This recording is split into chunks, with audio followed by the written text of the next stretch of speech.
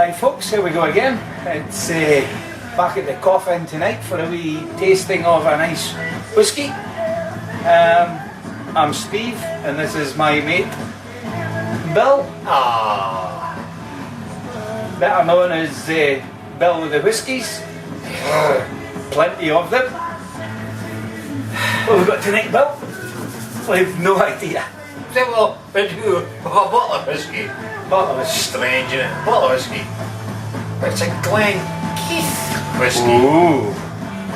Glen up the One of road. these ones I know that I struggle with the whole concept of this Glen thing. Okay. They've got books, loads of books. It's still gonna make head up deal of the damn place. Anyway, There you go, that's what the bottle looks like. I know. Bill will tell you a little bit more about it. Or not, whatever the case may be. Good thing is it's unchill filtered. 46 volume, and it's a Signatory vintage. Okay, So 1995. 1995, independent bottling. Yep. No, see, that's a leading question again. I need to This is where the things get confusing in my mind because I'm thick. Seagrams on Glenkeith. Chivas Regal, the subsidiary of Seagrams. Okay. So we feel that this distillery is owned by Seagrams, but it's Glenkeith, a component of Chivas Regal blends. Because I can't get my head on this one. It's just one of these things, maybe an age thing, but it's Glenkeith bottled by the manufacturers as Glenkeith single malt, or is it only bottled by independents such as Signatory? I ain't got a clue. I wish somebody there would help me. So this is my thing. We've sold loads and loads of whiskies in our time, but for some reason Glenkeith decided just seems to escape me. I hope perhaps be somebody out there can enlighten us. Yeah, just send us to feedback at Ayeayereviews.co.uk or .com. So- Be very interested to hear what you've got to say. So the question is Tell us a little bit. Glenkeith only available in independent bottling? Or bottlers, or whatever you want to use. Let us know. But this one, as we say, is a Signatory vintage. It's natural colour, very pale, no additives, as it said. And it's aged 15 years. It's still the 8th 11th 1995. So I've had it up there on the shelf for maybe a wee while. As you can see, it's been sampled already. There's about a third of the bottle out, so it's been opened and allowed to breathe a wee bit. So that's maybe a good thing. Easy, tiger. Mature than hawks' heads. Poor piggy wiggies. What do you mean, mature than your head? Well, maybe go to our age shortly. Sounds good. Yeah, cask numbers, blah blah blah, 78 and 79. So again, a single cask. Okay. Couple of casks, the saying has been mixed together in a big mixer of some kind. It's bottle number 548 of 782. So a hogshead would probably hold quite a bit. And that's probably 2 hogsheads worth. 2 hogsheads worth? Yes, I would agree. Yeah. So, due to non-filtration, non-chill filtration, I'm not a whiskey tonight, I've only had sherry and beer, but already we're in the mood for slurring. This whiskey may turn cloudy, easy again, when stored in a cool place. It's both more full body and full flavour. That's not good English. Anyways, 46 volume, so it's been watered down slightly, probably to get more balls out the barrel. I like it. I'm getting the fuck with it. That's why I'm waffling at you, please. Anyway, that's the Signatory. Bottle it and it's dined it. Unbottle it and Unbottle. see how it looks in that glass. That seems like a great idea, does it? God, he's a tease, is he? Let me speak my wife again. Oh no! Ah, look at that. Very pale, right enough. I'll turn it down. Who's getting in the way? Just a little. I know. He's a little Who bit. invited him? Who invited? They're a rowdy bunch. It was my fault. They'll never get back. No. They ain't getting back this place. Too By late. the way, we're in the coffin tonight. Coffin. And who he invited? That's better. It was my fault. I know. I chose who. We choose when Ah. and what. Nice. You managed to get yourself in that pretty good, Bill. I did, and I'm gonna pop Good. them That's just about there. Yeah, let them see it. Got to see what it's about.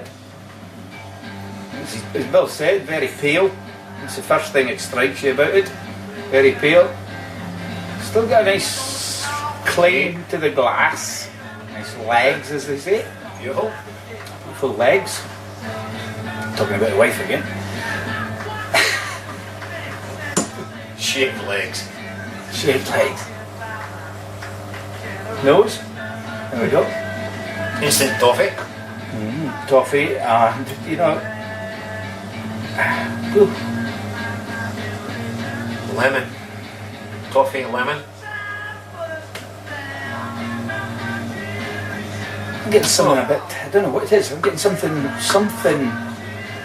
florally, not quite sure what it is yet, what type of flower as it were, but I'm getting something florally. Oh, certainly. Oh, it's incredibly. Just gets lemon sweetness. I get that, but I'm Toffee, getting there's start with something, Toffee's going. there's a bush that's got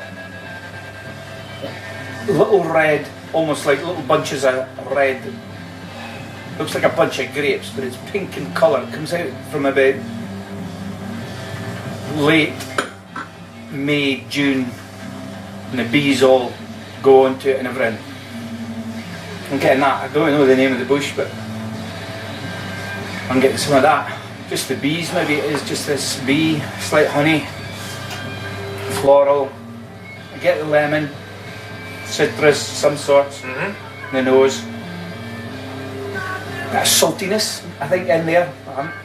That saltiness in the smell as well.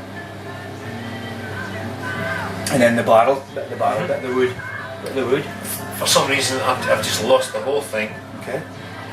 An instant nose, if you like. Ah, yeah. Picked up a couple of things, and perhaps we went too quick with it, or it's maybe just the whiskey's too subtle. Maybe a bit subtle. Cheers. There we go. That I'm struggling to just pick out anything else at me well. The nose is completely went.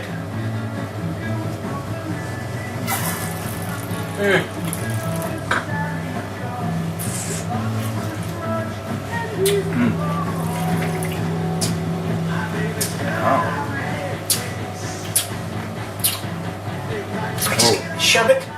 A bit fiery. A little bit fiery in the tongue. Working all the way around the tongue. A little bit fiery. Taking this straight, no water in it.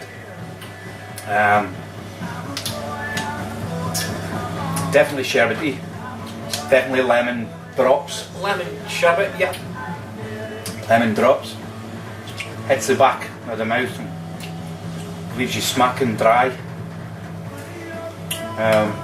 Oh aye, lemon. Very citrusy. But it isn't bitter lemon. It's like It's not so concentrated lemon, like that. the oil, Oil or if you the taste lemon peel. yeah. Just the lemon peel. Forget the tang of lemon. Just the flavour. Slightly oily. Very oily. Again, on the finish, it's like Get like a licorice again, like black treacle almost finish. Is it just sort of as the warmth dies a wee bit and getting this treacly kind of finish to it. But what I'm going to do, because I think this is just a wee bit subtle. Amazing subtle, but it's overwhelming. The lemon is just overpowering maybe anything else that's in there for me at this point in time. So I'd rather maybe just take 5, let the whiskey breathe a wee bit, and come back perhaps maybe with a wee bit more. Okay. So can we do that, Mr. Murray? Well, this one's a Caught surprise, again. is it? Surprise. Cotton. No, I'm caught again. It's that, and I'm drinking. Cameras on you. Well, we've come up with a few things, but they're all much and such the same. We get sweet sugar, intense sugary sweetness to it. We get the actual lemon, sweet lemon, would you believe? No, sour, bitter lemon, sweet lemon, Sherbet? sherbet lemon. Because it's got this thing going in your mouth and it just goes on. It's got not spiciness, but the whiskey almost dances in your mouth. It doesn't have a burn as it goes down. 46 volume. It's not too strong, but it's bottled above, slightly above the average. A couple of other things came up with as well. What was that other ones?